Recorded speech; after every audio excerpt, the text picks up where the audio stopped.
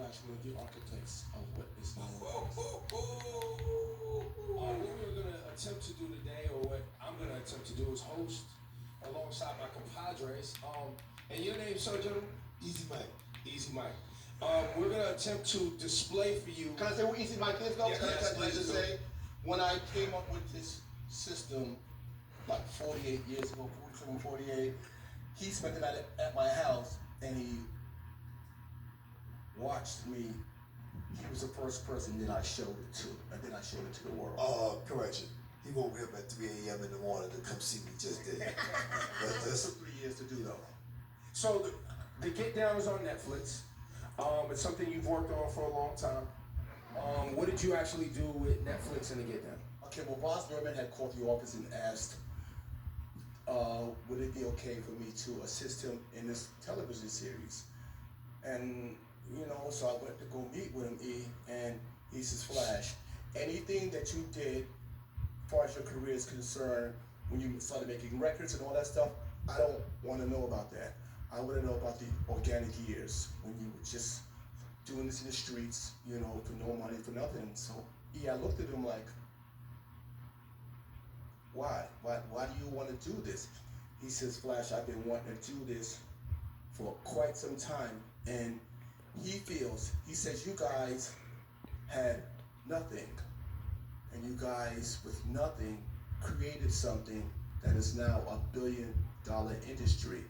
You know, no PC, no Mac, no internet, no Twitter, no Facebook, no Instagram, no studios, no clubs, no technical, nothing. Just duplicate copies of records, 2 turntables, and a mixer. Pretty much that's where it started. If you haven't watched Get Down on Netflix, there's an actual scene where the character that is Grandmaster Flash comes, and a character by the name of Shaolin is trying to study what you do. And you walk in and you teach them a piece of the theory. How true is that scene? That's actually true, and I'm going to demonstrate it as we go on with the program here. First thing I'm going to do is just play some songs. My son Keith over here, like, I used to argue with him. He'd say, so-and-so got this new record out, and it sounds like this, and I would say, son, the real sample is this. And he would be like, it's this new guy. I would say, Keith, here's the sample, and here's the record.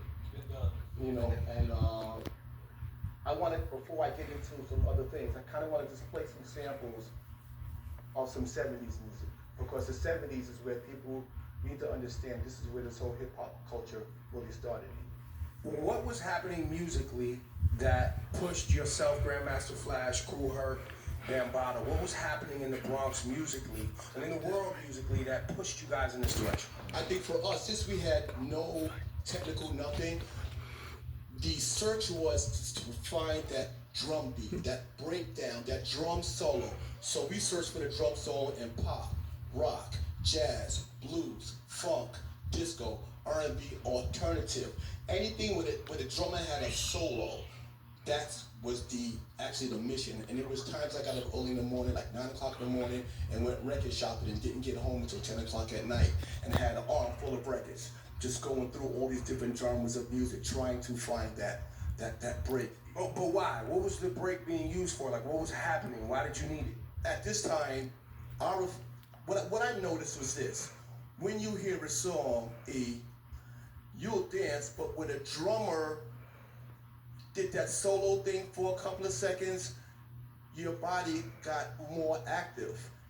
And for me, when I heard that part was so short, I was so pissed off. I'm like, oh, hell no. Why is this, what is the rest of the bullshit? So I started calling the rest of the song the whack part. You know, so for me... Oh, back to the whack part again. So for me, you know, I used to watch, you know, there was house parties in my house, and I would see people dancing, and I noticed when the drummer had that little solo for a couple of seconds, the body would get more reactive. So I said to myself, there has to be a way for me to take this incredible part, and that's when the mission began, you know, on full investigation on the stylist, full investigation on the wafer, is what I called it. And before, now it's called a slip back, and then the torque theory, the muscle on how the